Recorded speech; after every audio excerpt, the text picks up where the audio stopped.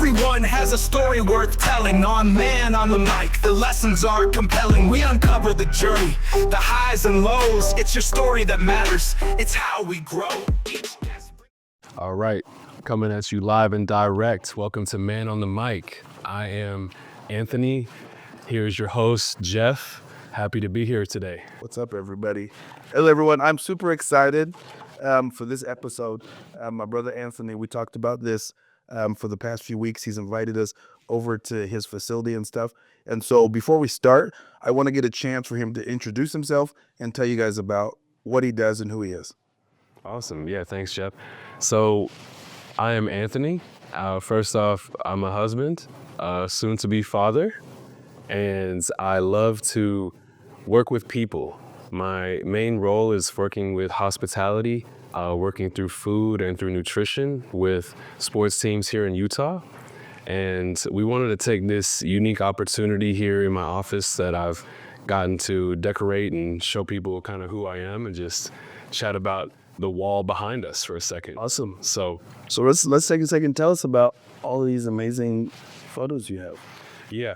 Well, I love being different. And, most offices, they're very just straightforward. And I wanted it to be a place. So stuff that you can't even see, but we have very just intentional lamps and lighting. And I love the show Suits, if you've ever seen it. And they've got the little desk lamps. And so I got one of those and I'll be just, working. And it's a good place where a lot of good work happens. Yeah. On the wall, just starting out from the center, we can work our way out. Music has been a big influence in my life. I love music. I'm a musician. I play the drums. Okay. And my mom, she was born in Detroit. She lived there for 44 years, was born in 1952.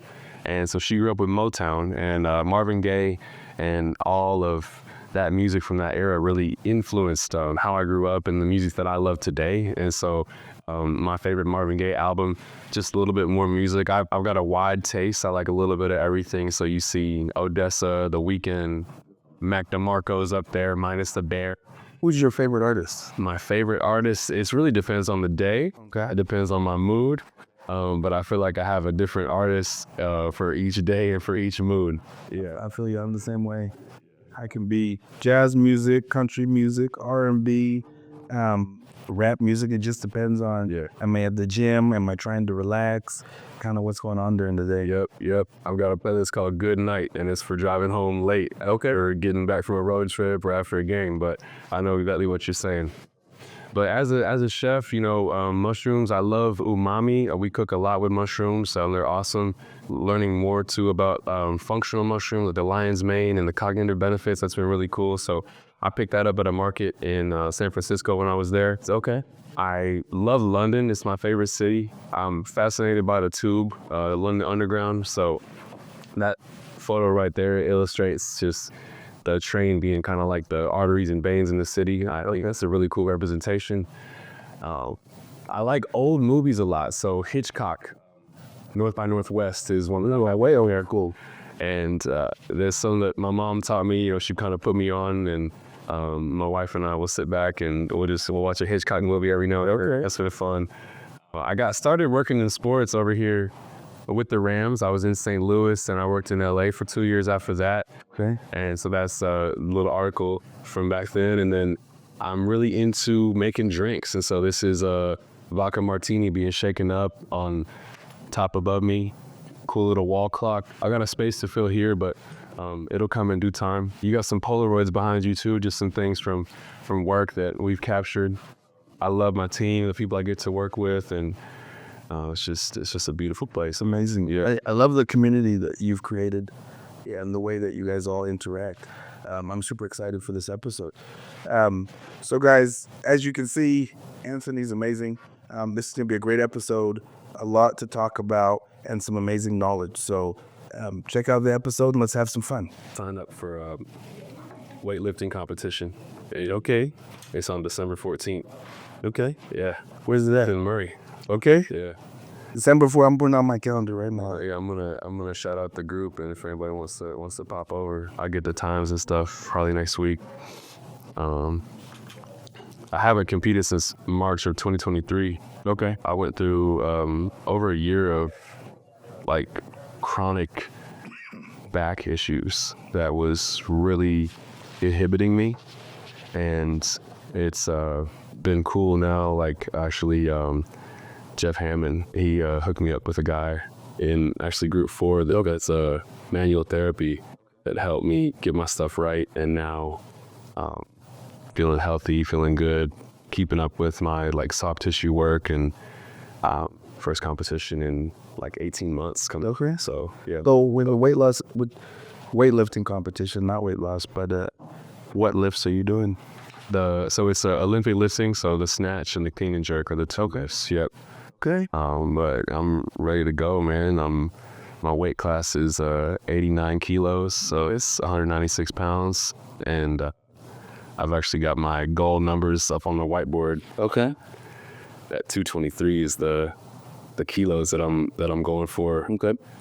And those are each lift, the clean and jerk on top, and then the snatch are what I got. Okay. So that's why you've been snatching so much on your Instagram story. That makes sense for a while, man. No, so it's been fun, man, coming back from the injury and just, working on the things you can work on as far as like, I got more serious with my nutrition and my diet, got serious with my sleep.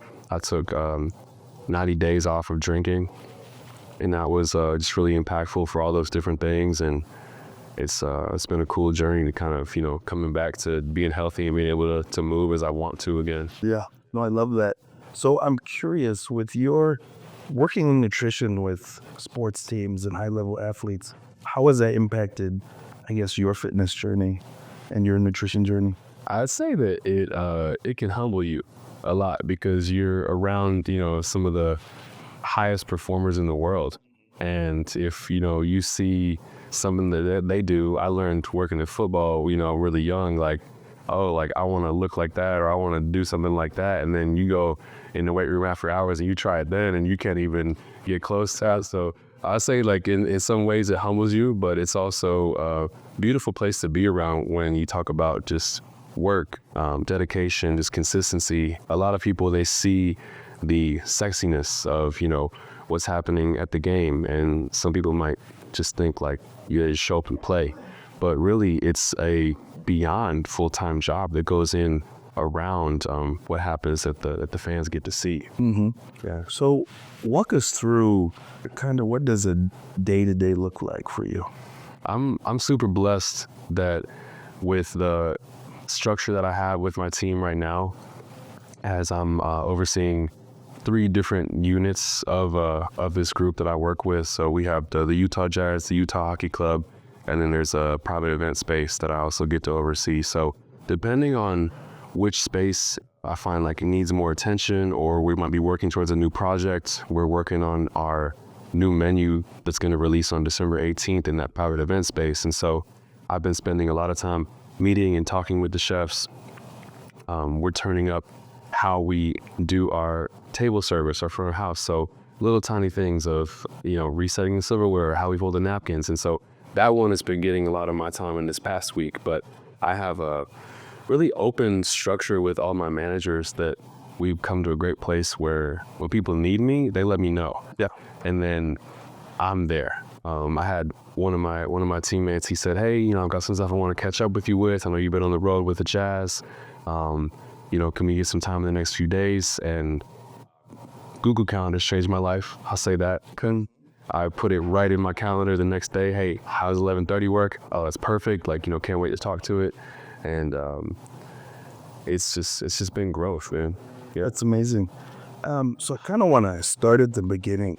What is it that got you into this nutrition and working with athletes? Like, where did you start and find the passion for this? Yeah. So coming out of high school, I was dead set that I was going to become a nurse. And I had my vision. I wanted to be a nurse anesthetist. I like the salary, I like the hours. And I had the vision of, being in my scrubs and driving my Range Rover Sport Supercharged and going to pick my kids up from soccer. And lo and behold, I get into my junior year of college, and we're in the hospital doing rotations in nursing school. And I made 2 C's in my junior year, in my first semester. And they said, hey, you made 2 C's, we got to kick you out. And so it was just kind of like a spiral of, I'm getting kicked out of my program. Like, what do I do? You know, just all these emotions over me. Like, I failed TDF essentially. And then, of course, like, called my parents, and I don't know what even happened, but one of my really good friends at the time, he was on the football team. And I always noticed he was coming home. He had like a little cherry juice, or it was like a peanut butter sandwich, Gatorade protein shake, like whatever. And he said that the sports dietitian like has volunteers that work there it's called the fueling station, where, you know, they'll come next to produce, you know, it's just a high level, you know, pre-workout kind of stuff, recovery, carbohydrates, all that nutrient timing was happening. And I sent in a resume and a cover letter, and I said, hey, I would love to come volunteer with you. Okay. And that kickstarted my whole career as far as getting into sports. Her name was Miss Allison Maurer. Okay. And she's an athletic director at Knoxville Catholic High School right now. But she gave me a project. She said, hey, Anthony, the head coach wants fresh juice for the team. I'm going to give you this project. And I worked on her schedule Monday, Wednesday, Friday, 2 hours each day. But then she gives me the project, and I said, well, if they're going to practice every day, I think they should get juice every day, right? So I started to come in addition to those shifts before class, for just a couple hours in the morning. And I would get there early, and I never played sports in school. I'll say that. I was in the band. That's where the music piece comes from. Okay. But I was on this, you know, my friend who was on the football team I mentioned, like, he got me into how to work out and training, and I fell in love with it. So I would show up early at like 5:45 so I could get a few sets in on the neck machine, because I was all about trying to get a big neck and traps. But I would show up early, then make the juice for a couple hours every day, then go to class. So fast forward, a few months go by, and she says to me, I'm walking by her. She says, hey, Anthony, come here for a second. I said, hey, what's up? She goes, I'm going to pimp you out this summer. And I said, all right. And I just kept walking. I know what that meant. Yeah. She got me an unpaid internship in St. Louis for training camp. Okay. And so came and attacked that with the same energy. And that turned into me staying there. I had 4 seasons with them. So it was beautiful, man. Got to move to LA. And then I got fired when I was in LA in 2018. In February, and the Jazz had actually reached out in 2017, and I said, hey, you know, respectfully, like, Coach Sean McVay just started, and he brought in this amazing energy. He was talking about, you know, defining who we are as a team, like using the pyramid of competitive greatness and just putting up the pictures on the wall, and everybody was just so bought into this new head coach. You know, we went to the playoffs that year for the first time in, I think, a decade, and I said, you know, it just feels really good. We just had camp. I don't want to go right now. But if you guys are still looking, you know, after the football season's over, like, give me a call, we can have a conversation. And so lo and behold, like, they called back, and it was probably 5 days after they had said, hey, we're going to cut your position. And they said, do you want to have a conversation? And I said, I would love to. And had a conversation. I came out here, and this has become more than I could ever have dreamed of. Yeah. It started out as me and one other teammate. The sweetest woman, Miss Bernie, she had been here setting up catering and helping out, making smoothies, keeping the room clean. And so it was me and her at the beginning making food for the team. And now I mentioned the 3 different departments, and then over 30 team members. And so it's in the last 7 years, it's just become a beautiful, growing organism. That's amazing. Congrats. I want to ask you, what advice do you have? Because I've been part of companies where they've had layoffs and different things. And, you know, for someone who's young and they're in their first job and it's the first time they lose a job, they really don't know how either to function or how to do that. So when you're in a role where, you know, they come to you and they cut your position and stuff, what is your mindset? How do you get through that? I think that naturally, especially if you're experiencing it early on and you haven't had a lot of exposure, there's a natural shame in failure. Okay. In, you know, maybe you didn't expect it or what was going to happen, but not letting that define you. And it's really not so much, I think, that event, but it's how you handle the event. You know, in our leadership group, we talk about, you know, we're not going to have a victim mentality. Yeah. So you say, you know, what would somebody who is strong-willed and strong-minded, like, how would they handle this situation? And they wouldn't let it define them. Whereas on the other side, if that becomes your whole story, you know, I got laid off, High Island Fishing Cut, and you let that, be your narrative. But I think it's educating more individuals to say, this happened to me, and then I did this. Yeah. Yeah. I mean, I'm like, okay, now I have this free time. I have a chance for growth. What did I learn from that experience? Yes, it sucks and it hurts, but how can I pivot this to be able to ultimately go towards my goals? And I think it's just a mind shift of, it sucks and there can be some panic because you got to pay the bills and stuff. But if what you put into the universe gives back. And I truly believe when you get in a state like that and you can truly focus on your goals and you're pushing and you're doing all you can and you're helping other people, it's amazing how you'll see the return and opportunities pop up. And then it's like, wow, okay, now I'm in this new job and now I'm excelling and I'm happier than I was before. I've made better friends with coworkers than I had before. And so it's amazing to see the shift if you're willing to go through that journey. I'm curious for you, because with my job, I mean, I had a period where I was on the road 13 weeks in a row. And, I've always been the person who I go, and then I burn out and crash. And then I have to reset and regroup and refocus. And so for you, traveling with the jazz and doing all the stuff and having a wife and having stuff at home and your own personal things, how do you balance work and life? First, I think it's about your approach. And so I'm not trying to approach my life as balance, but I heard it said once before that you can approach it in a way where you're searching for rhythm. Because I think like when you're trying to achieve and create things that are new, whether it's an entrepreneur, intrapreneur, however it might be, you're gonna have to sacrifice to get to those goals and to do what you want to. So I think finding a rhythm has been super valuable for me, where like my wife and I, we started doing, this was last season towards the latter half of it, where we had tried a weekly date night and it failed. And some of that was like, I might be on the road with the team for 11, 12 days at a time. Yeah, it's like, well, there's more than a week go by right there. But we've set it up now that we have the big calendar at home, and twice a month, like sometime within the first 15 days and the last 15 days, there's a date night on there. That's how we actually have one tonight. I mentioned earlier how valuable the calendar has been. And so on my calendar, I'm not taking any meetings today after 3 p.m. And I told her I'll be home at 3:15. She said, all right, the date's gonna start at 3:30. And so we do this thing where the first one, she'll plan what we're doing, and the next one I'll plan. So we'll take turns. And it's been a really fun way to just continue to date each other. But, putting that thing where I've always heard, do a weekly date night. But looking at us, and it applies just the same way with everybody wants the perfect nutrition plan.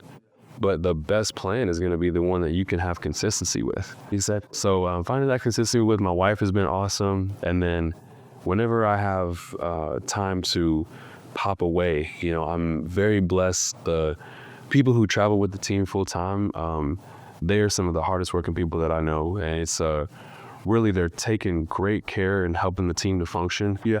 But I'm blessed to not be traveling every single time with them. So if we get a pocket of 2 or 3 days, I'm going to see, can I pop down to an Airbnb for a staycation, or what can I do that's, going to fill my cup outside of work? And so learning to kind of create these pockets in a season where, it's over 100 games when you include like jazz on the road, you got jazz and hockey at home, and everybody here, a lot of people have taken on hockey responsibilities as well. We're all learning together, but it's rhythm is what I think the answer is to that. Okay. Yeah. I want to pivot away from work, nutrition, everything that you do.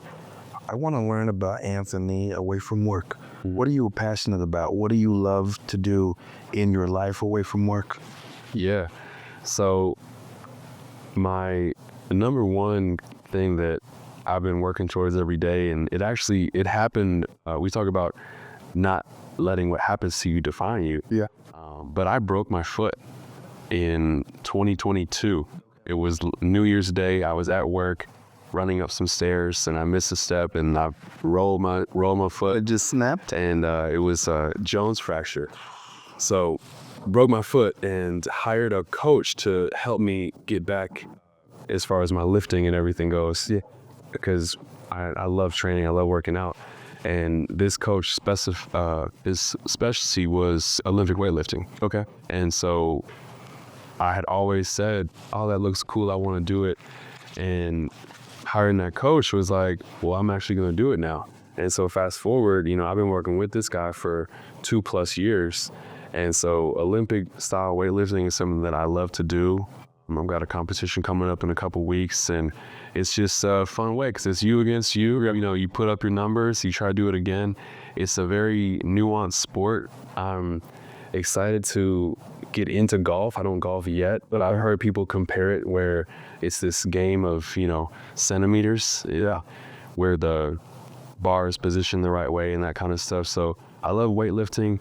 And then I'm working now to goal set intentionally. Okay. And then I mentioned earlier, it's not the perfect plan, but the plan you can have consistency with. And so my season with work, when you look at these sports between basketball, between hockey, they run from basically September through April. Yeah.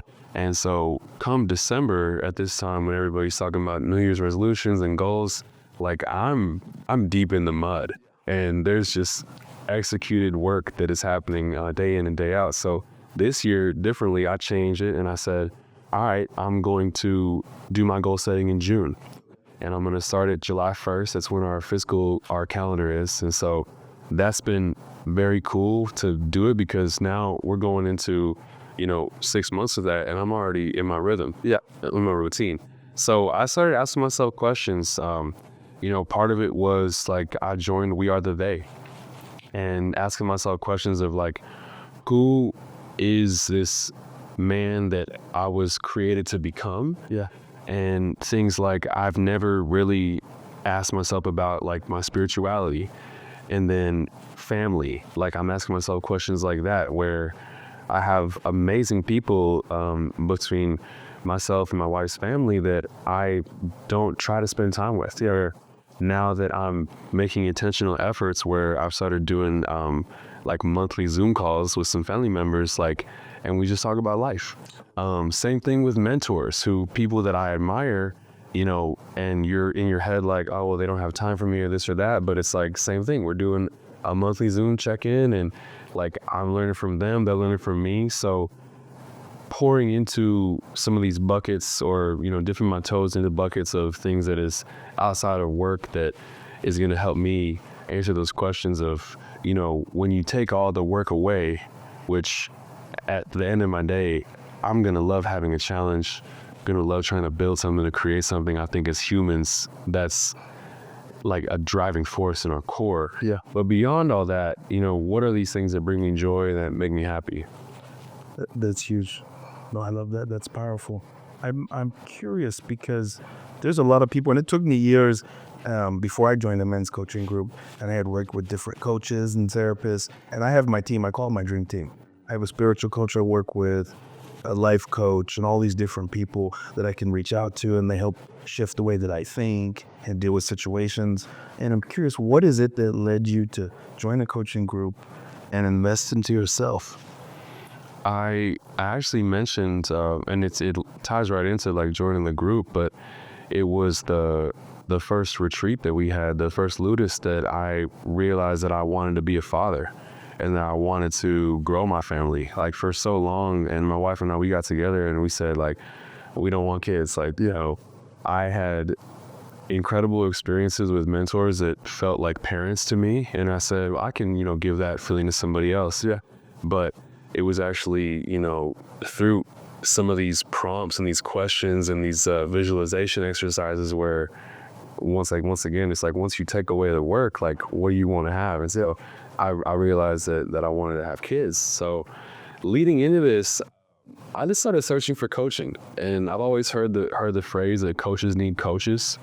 And getting into like the weightlifting coaching, that's been just changed my life where I have someone who we have accountability, there's a system. It's less for me to think about, where I show up and I have intention when I show up, but like there's someone in my corner helping me. And I realized like I wanted to get some life coaching, and that was what led me to it. And so I started doing interviews, and I had just followed Jimmy on social media for a while, and sent him a DM, and then here we are.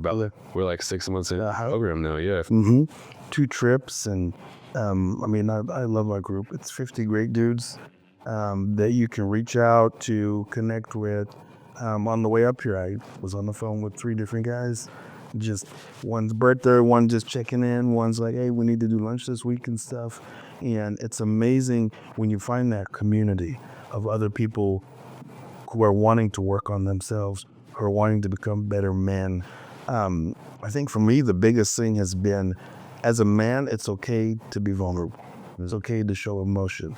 Because so many times our society says, the man, we have to be tough and we have to be shelled and all of this. And I'm like, it's okay to cry. It's okay to be open. It's okay to also not be okay. Yeah. I've had so many days where things can be going awful and you want to pretend like it's not and put on a front and act like it's different. I'm like, it's okay to tell people, hey, it's a bad day. I need some time, and just disconnect so that you can reset.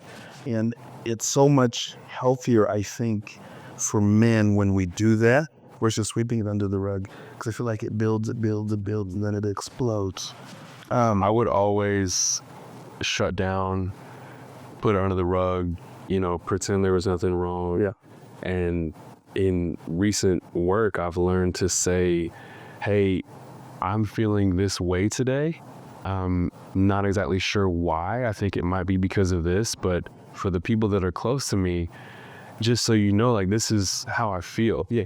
And looking at little kids now, observing, I think we talked about it on a call, but the young kids have so little problem displaying their emotion.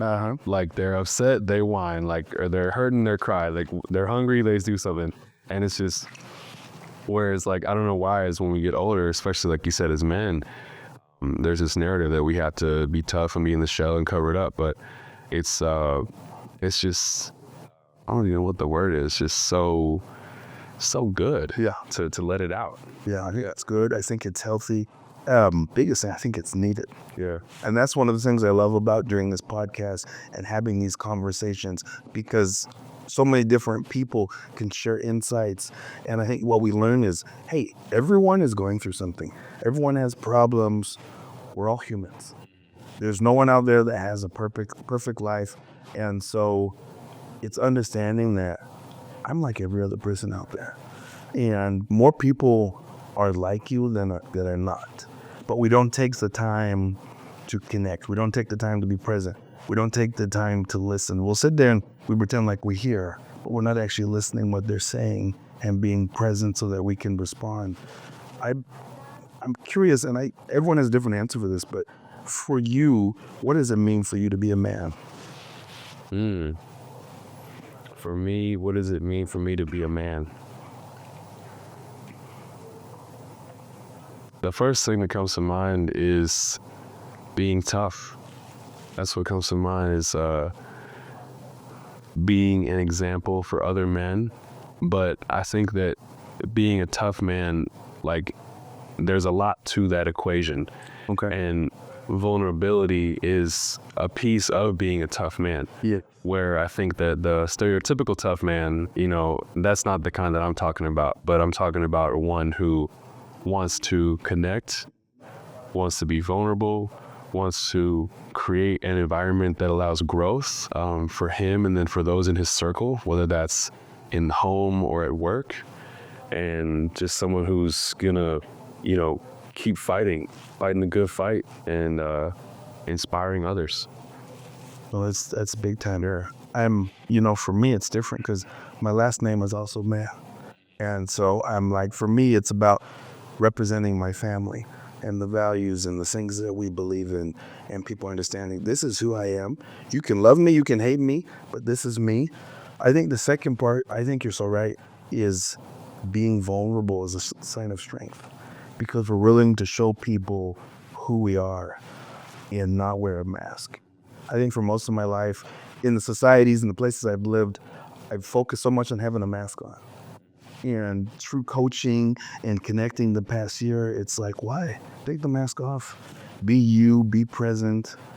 And when you learn to be yourself, I feel like so many more people connect with you because they start to see the true person. You're no longer hiding. You're completely open. And then you start having the right people gravitate towards you. Yeah.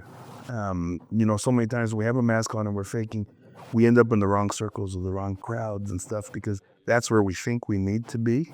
When in all reality, if we're just ourselves, we will attract those who are meant to be in our lives. I've started a new thing on my podcast, and I want to give you a chance. And it's been interesting. It's been kind of fun to do this. But I always give whoever my guest is a chance to ask me a question. And it can be anything. For me, one thing about this podcast and me and everything I talk about on social is I'm completely open. So nothing's off limits. Yeah. So I want to give you that opportunity. Vulnerability is cool. Is something that I wanted to get out before we move on to this next part of the journey together. But I already asked you how long you've been doing this, how you got into it. I would love to learn about what are you thinking in terms of like 5 or 10 years. Do you plan ahead for yourself like that? What kind of visions are you having right now, and how is that looking as far as your life shaping up? So for me, it's kind of interesting. When I joined this company, one DS out of Los Angeles, when we talked about is, do I come in and just be an employee, or do we start another branch of the company that I come and run and I head up and everything and start a whole branch around public relations? And I told them, I said, let me just come and be an employee because I want to learn and I want to meet the clients. I want to see what the culture is and stuff. And so for me, for years I've thought about running my own company. And my hard thing with that's been like, I hate the operations side, the billing and chasing down money and doing all of that with clients. I just want to be with the clients, be able to serve them and work with them and help get their platform and their message to the world. And so, for me, my dream has been this past year, I just moved into a home. I found an amazing job and a career that I can grow in. And so for me, the biggest thing in the next few years is I probably want to be able, find that special someone and get married, start a family. I honestly, once I get settled down, I coached high school sports for 9 years. And I've thought about, once I can get settled down and comfortable, getting back into coaching. Because I love it. It's a great outlet. It's a chance to serve the youth and help them through a program be the men that they're supposed to be when they get ready to go to college, whatever other phase of life. But I honestly think my biggest thing is I would love to be help this company grow to the point where it can sell, and then there could be an exit, and then who knows what that next journey is, and that stuff is. Do you journal about this stuff, or vision board, or kind of manifestation work in that? So I didn't used to do it. This past year I've started doing that more and kind of writing down my steps and my goals and where I want to be. And then, I've put the people in my life that hold me accountable to follow up on that and make sure I'm working towards that too. But journaling and having a vision board is such a great reminder, because you can be in the mundane of life and the normal routine, and then you look at the vision board, it's like, oh, that's where I want to be. And it gives you an energy to be like, okay, I need to play full out if I want to reach what I said is a vision and a goal. Yeah. I thought it was cool. At our first retreat, our first Ludus, we did that exercise where we wrote a letter to ourselves. Yeah. And in that letter, I wrote about, having a child that was like, 1.5 years old or whatever. And then we had been trying to get pregnant, and then it was like, hey, I think I'm pregnant. And so just going back to like the power in things you write down, the things you speak into existence. And I want to challenge you in this moment where I've made for myself a 20-year plan for when I turn 50. So for the next while, you know, I'm very dedicated to my work and to my life now, but I've always been saying it's been about 3 years now, when I turn 50, I'm going to go into the woodshed. Okay. And just go all in on drumming. Okay. By the time I'm 70, we talk about this like 20 years for mastery. So by the time I'm 70, I want to be the studio drummer for whoever is Bruno Mars in 2070. Okay. I love that. Yeah. So I want you to think about what is 20 years looking like in, 10, 15, 20 years. Okay. Yeah. Okay. I'll get that put together, and then I'll take a picture and shoot it over to you. I appreciate the challenge. I think that's something that's good to do, and it's exciting to see what happens. I kind of want to bring this full circle and wrap this up, and I would love to know for you. We never know when checkout time is. We never know when our time in a job, on life, whatever it's going to be, is going to be over. And so for you, how do you want people to remember you? I want to be remembered as somebody who created opportunities for other people. Like, whether it's at home, whether it's at work, but I think that there's a narrative about the guide, whether it's in the movies or stories or in life, where we have these opportunities where we can be the guide for someone. Or, I don't want to necessarily be the hero in my story, but can I be the guide for so many other people to help them achieve that hero status in their own life, and then pay it forward so that they can be the guide for someone else. So being a great guide, that's how I want to be remembered. Okay. Yeah.